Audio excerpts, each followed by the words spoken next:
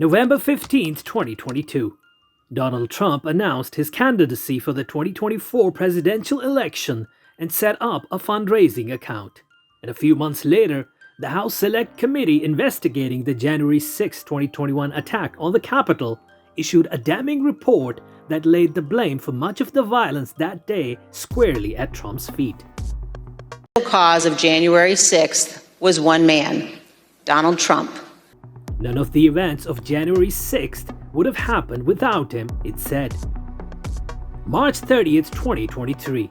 A grand jury in New York returned an indictment against Trump, charging him with falsifying documents to obfuscate payments to an adult film star, Stormy Daniels, who alleged an affair with Trump years earlier. It was the first time a former president had faced criminal charges. During an August 2023 debate, 8 Republican primary candidates were asked whether they would support Trump if he were the nominee and convicted in a court of law. The group included Trump's Vice President Mike Pence, who defied the wishes of his boss and certified Biden's victory in the 2020 election. That day after that debate, Trump stood for a mugshot in Fulton County, Georgia, where a third criminal case had been brought for his alleged participation in a conspiracy to change the outcome of the 2020 election. It was the first time a former president had had his mugshot taken.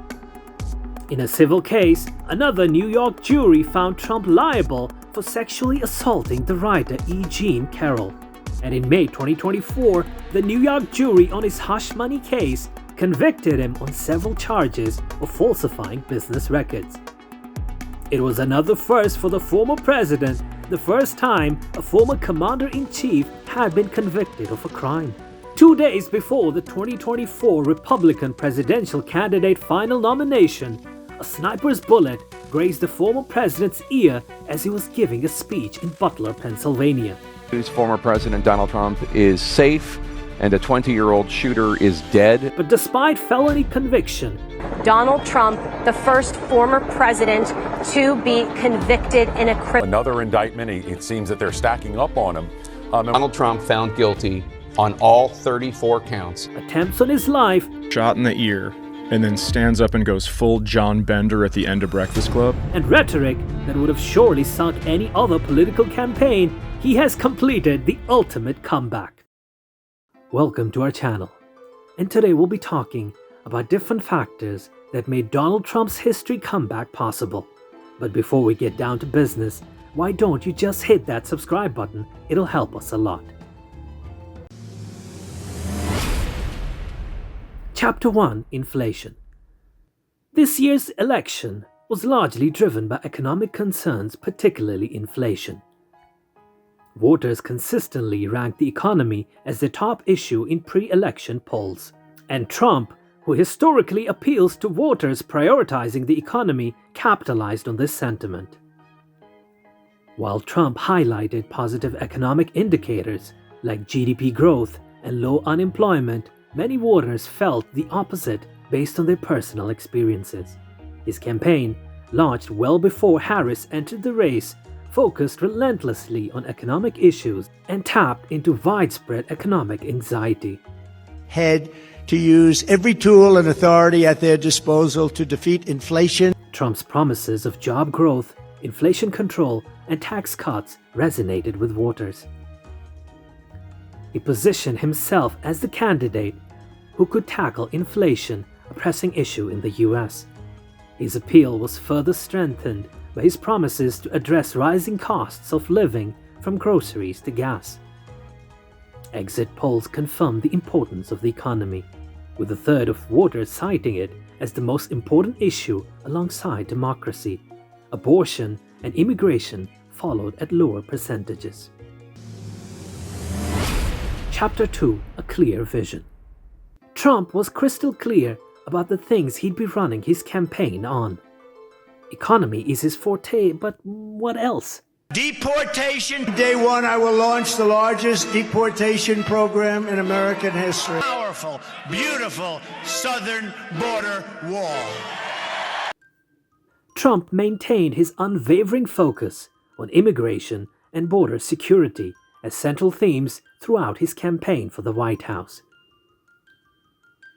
He reiterated the importance of strict border control, pledging to complete additional sections of the border wall and increase funding for enforcement. This firm stance resonated with voters favoring tighter immigration policies. Trump highlighted plans to deport undocumented immigrants with criminal records, framing these measures as essential for protecting American citizens. By linking immigration control with national security, he successfully reinforced this narrative among his supporters. In addition, Trump strategically expanded his appeal to minority voters and working-class communities, particularly in swing states. His decisive victory over Vice President Kamala Harris relied heavily on attracting voters from traditionally Democratic constituencies. While he continued to dominate among white working-class voters who had initially fueled his political ascent, Trump made notable gains in suburban and urban areas with black voters and even more significant strides among Latinos. Chapter 3: Use of Media. Trump is known for using media as a powerful asset. In the 2024 presidential race, too, he was a dominant figure in the media, both traditional and social. He's always in the public eye and generates attention, which helps him shape the narrative around his campaign by reaching a larger audience, analysts said. Not to mention the impact of his televised rallies and events. Some analysts also pointed out how Trump stayed in the spotlight by his controversial statements that sparked discussions. Trump's media team is also credited with his quick response to criticism, which helped in constant engagement by countering narratives that might have damaged his image. He didn't shy away from going unconventional. He featured on podcasts, and it changed the entire swing towards him. He knew the power of digital media.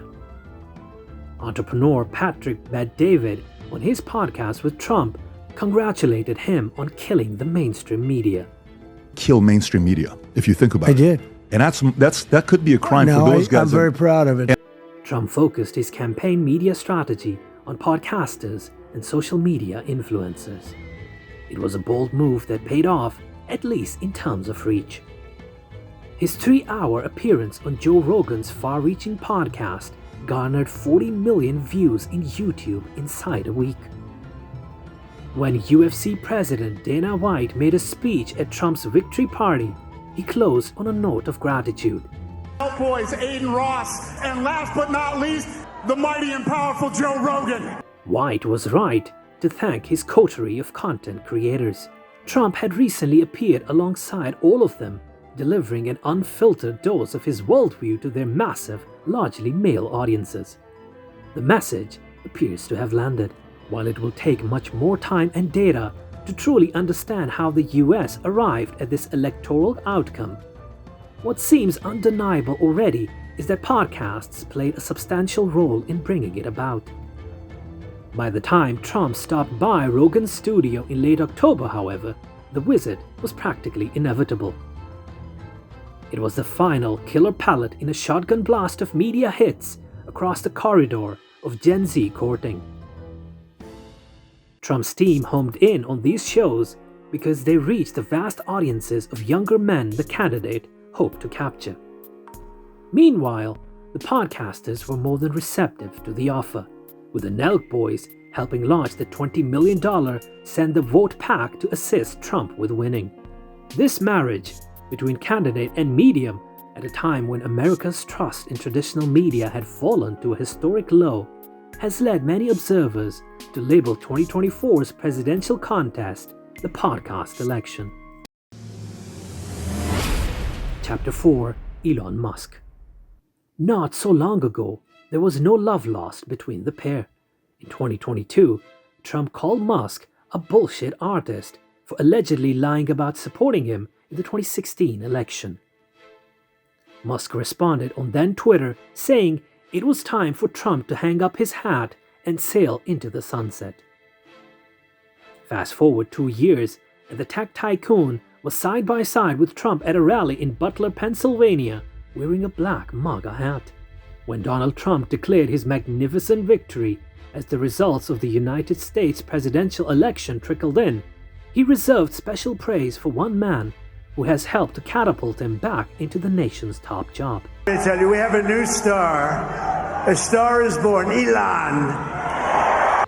Musk had indeed played an outsized role in Trump's comeback, not only pumping millions of dollars into Trump's campaign, but also serving as a policy advisor and promoter, effectively turning his X social media platform into a friendly zone for Trump. To be clear, billionaires played a bigger role than ever in both the Democratic and Republican presidential campaigns. Bill Gates of Microsoft and former New York Mayor Michael Bloomberg both backed Vice President Kamala Harris. But it was Musk's multifaceted support of Trump that really made the difference. Musk donated an estimated $132 million to Trump and other Republicans in the run-up to the 2024 election, according to the Federal Election Commission. For Musk, getting Trump back into the White House became another full-time job. He funded a swing state operation to register right-leaning voters, and he led rallies as a surrogate for his favorite candidate. He started $1 million giveaways to registered voters who signed one of his America PAC petitions, and he faced a lawsuit over running an illegal lottery in Pennsylvania. Chapter 5 Conclusion. Trump's historic 2024 victory wasn't just about politics. It was about mastering the art of modern communication. By skillfully using platforms like Truth Social, dominating the digital landscape, and bypassing traditional media, he proved that direct, unfiltered messaging could shape public opinion on an unprecedented scale. His ability to connect with his base in real time, frame narratives, and rally supporters showcased a shift in how elections are won in the modern era. Whether you agree with his methods or not, Trump's success is a testament to the power of understanding and harnessing the evolving ways we communicate. His journey redefines political strategy, leaving a blueprint for future leaders in the digital age. And on that note, it's time for us to call it a day. Subscribe to our channel and don't forget to click the bell icon.